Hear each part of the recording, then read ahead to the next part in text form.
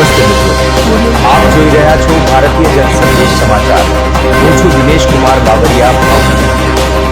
નમસ્કાર દર્શક મિત્રો, નવા વિડીયો સાથે આપ સૌનું હાર્દિક સ્વાગત છે। હું છું સોલંકી દર્શના। આજ રોજ તારીખ 24/7/2026 ના રોજ ઘેટી ગ્રામ્ય પંચાયત ખાતે 16મા નાણાકીય પંચ વર્ષ 2026-27 ના જીપીડીપી ગ્રામ્ય પંચાયત વિકાસ યોજના આયોજન અન્વયે એક ખાસ ગ્રામ્ય સભાનું આયોજન કરવામાં આવ્યું હતું।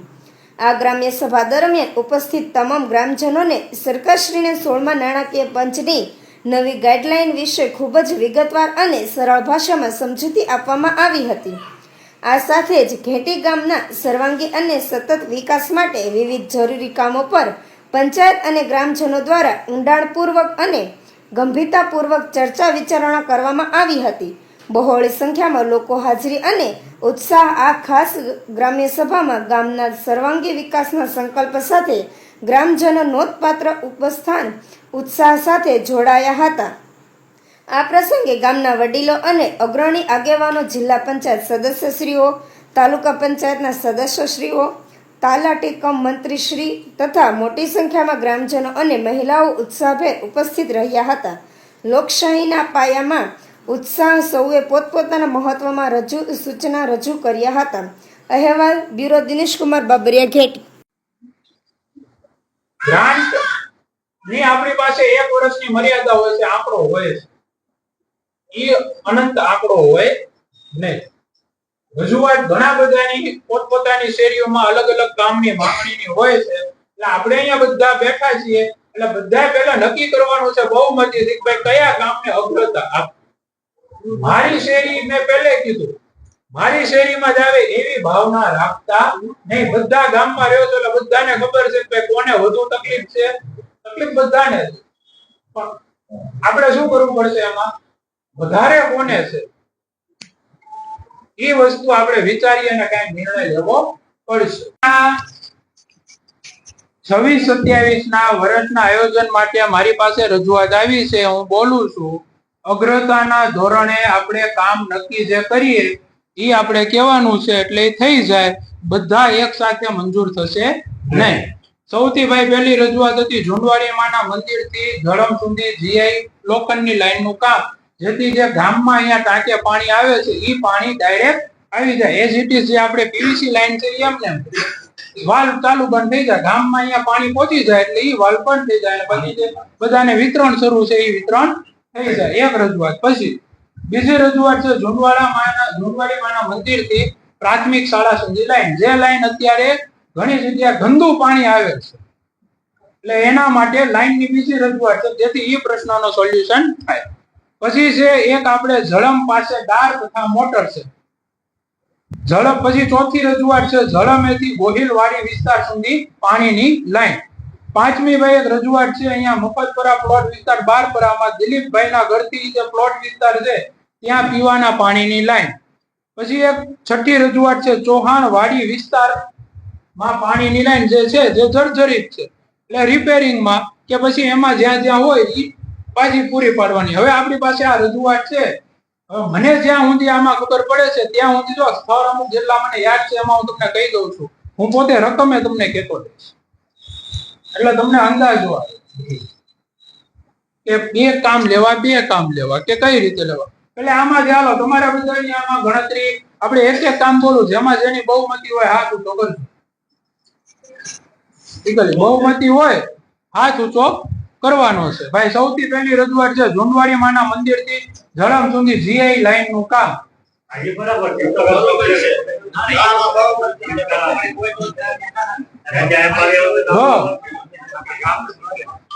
ઈ લાઈન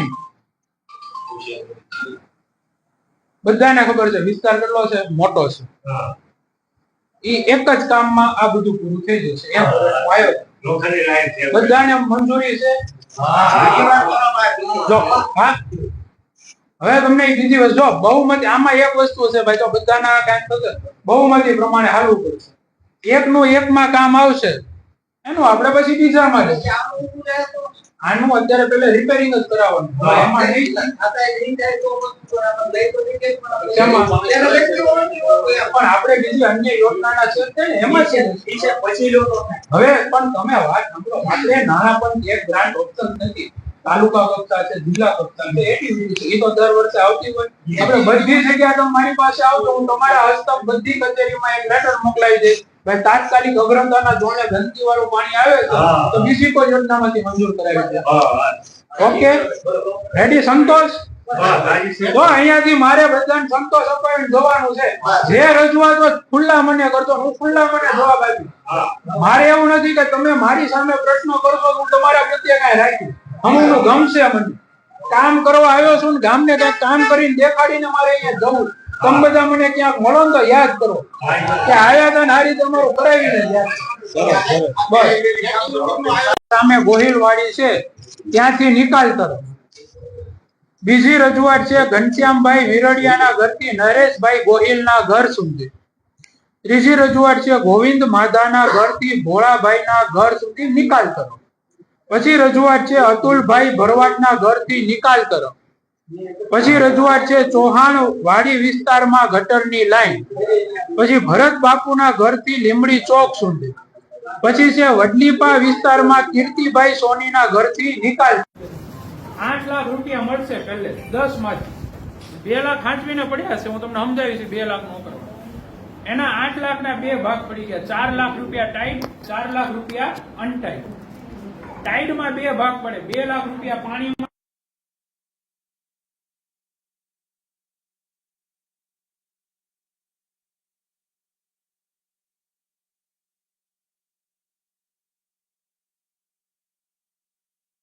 તો આ પેલી મારી ગ્રામ સભા છે, એટલે બધા ગામના નાગરિકો જે સભાસદો છે એના માટે જાણકારી માટે કે અત્યાર સુધી જે ભૂતપૂર્વ પ્રિન્સિપાલ હતા નિલેશભાઈ વાટલિયા સાહેબ બધા જિલ્લા ફેર થતા એની બદલી થઈ છે અને એનો ચાર્જ એટલે કેન્દ્રવતીનો આચાર્ય તરીકેનો ચાર્જ હાલ મારી પાસે છે.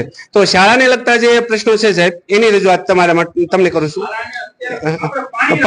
પાણી અને ગટર એમાં અમારે સાહેબ એક તો ત્યાં જે સીસી રોડ નું કામ જે થયું કે નહીં ત્યાંથી રસ્તો જે છે ને એને જે યોગ્ય ઢાળ પડવો જોઈએ એ ઢાળ તો પેલા પડ્યો જ નથી. કાટખૂણે કારણ કે ત્યાંથી વાહન અમારે જે 4 વ્હીલ કે આવે ને તો નીચે કડની નીચે ઉતરે, 4 વ્હીલ ને ડેમેજ થાય એવા પ્રશ્નો છે. કેમ કે સાંકડો રસ્તો હાવ બનેલો છે એ પેલું એ છે. અને ત્યાં જે છે ને એ ગેટની સામે જ પાણી ભરાવાનો પ્રશ્ન છે.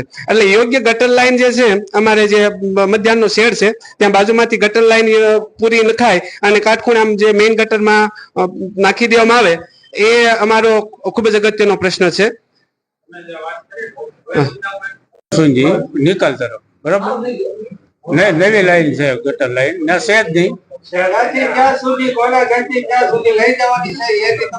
ગોવિંદ માતા ગોદાણીના ઘરથી ભોળાભાઈ ભરવાડના ઘર સુધી હા નવી ગટર હાલ ને છે જ નહીં.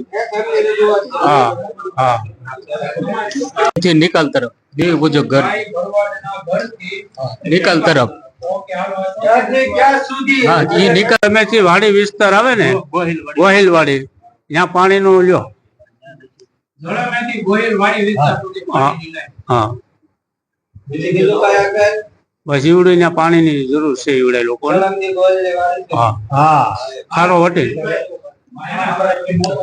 આપણે 17.5 લાખ નું તળાવ જરીક્યાનું મંજૂર કરેલું 7 વર્ષથી આટા મારે છે આમથી તેમ બરાબર. છેલ્લે ઘણું ખરું પેપર વર્ક થઈ ગયું હતું પણ છેલ્લો એક ગ્રામ પંચાયત નો ઠરાવ બાકી રહ્યો હતો ત્યાં પંચાયત આપણે સુપરસીડ થઈ ગઈ બરાબર. એટલે હવે ગ્રામ પંચાયત નો ઠરાવ થઈ ગયો નહોતો તો એ તળાવ આપણે બનાવવું હોય તો અત્યારે ગ્રામ સભાનો ઠરાવ આપી દઈએ તો બની જાય છે. પાણીનો પ્રશ્ન છે એક મુદ્દો લખજો. સોહાણની વાડી લાઈન છે જ્યાં ત્યાં તૂટલી છે, રિપેર કરીને પાણી પહોંચાડવાની પંચાયતને રજૂઆત કરું છું વહેલી તકે. સોહાણની વાડી હા લાઈન છે તો રિપેર કરીને પાણી પહોંચાડવાની જવાબદારી પંચાયતને ભલામણ કરું છું. હા પેલા તો હું પંચાયત છે ને આપણે ગામની એને ધન્યવાદ આપું છું કે પાર્વતી નગર સોસાયટી રામનગરની બાજુમાં કે ગટર લાઈન 5 વર્ષથી નહોતી તો આ સાહેબ શ્રીએ મંજૂર કરી નખાય બધાનો ત્યાં તો આભાર માનું છું. પછી રહ્યું આ ભાઈ ને અમે આજુબાજુની સોસાયટી છે અમારું પાડોશી કે છે આ ભાઈ નું નામ કહેતો અમારે લાઈન બધી એક જ છે એક જગ્યાએ છે ને જાય. હમણાં 2 મહિના પહેલા ઘર દીઠ 500 રૂપિયા ઉઘરાવીને 40,000 રૂપિયા ભેગા કરીને સર્વ ખર્ચે નિકાલ કર્યો. તમે જો આવ્યા હતા શક્તિભાઈ ની ઈ લાઈન હાલે એમ નથી થાય છતાંય ઉભરાય છે આમાં મોંઘલા છે. એ અમે ઓબ્જેક્શન ને થોડા થોડો અમારે હલ થાય રામનગર લાઈટ બાબુભાઈ મેળક નહીં અરવિંદ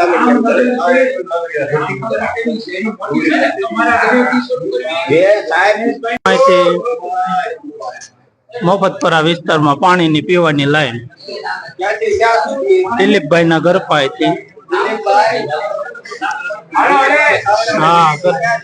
મફતપરા ખોડિયાર નગરમાં સંજીભાઈ સરવૈયા ભાવેશભાઈ ની જે રજૂઆત છે ભાઈ એમણે એવું કીધું છે કે ઝુંડવાડી માતાના મંદિરે છે પ્રાથમિક શાળાના હા એમાં ભળી ગયેલું જે છે એ હા. એમની ઘણીવાર મને રજૂઆત મળી છે જો રિપેરિંગ થી ટૂંક સમયમાં શક્ય ન થાય તો આપણે નવી લાઈન નાખવાની એ ભાઈની રજૂઆત ચાલો પાણીનો આપણે બીજી એક રજૂઆત થાય હાલો એના પછી પાણી બાબતે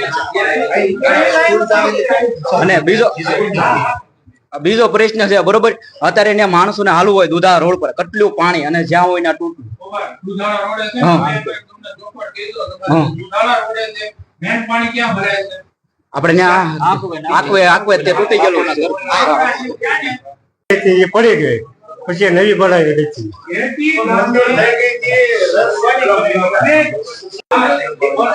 ભાઈ હું ગટરના 3 કામ શું જે યોગ્ય લાગે એ કરીશું બરાબર. પેલું તો એક હાવ નવી ગટર છે જે આપણે ગોહિલ વાળી જૂનવાળી માના મંદિરની સામે બોલવામાં વાડી આવે છે પણ ઓછામાં ઓછા ત્યાં 100 થી 150 જણાનું રહેણાંક છે અને ત્યાં આજ સુધીમાં આઝાદી પછી કોઈ ગટર લાઈનનું કામ સિંગલ નથી થયું. ગોહિલ વાળી હાવ નવી ગટર આ એક પેલું કામ ત્યાંથી નિકાલ સુધી ત્યાં છે. એક રજૂઆત. અને બીજું 2 કામ છે જૂના કામ છે ઘનશ્યામભાઈ ગીરડિયાના ઘરથી નરેશભાઈ ગોહિલના ઘર સુધી એ જૂની લાઈન નાખેલી છે એ નવી લાઈનની રજૂઆત વીરડિયાના ગટર ગોહિલના ઘર સુધી આ જૂની લાઈન નવીમાં કન્વર્ટ કરો.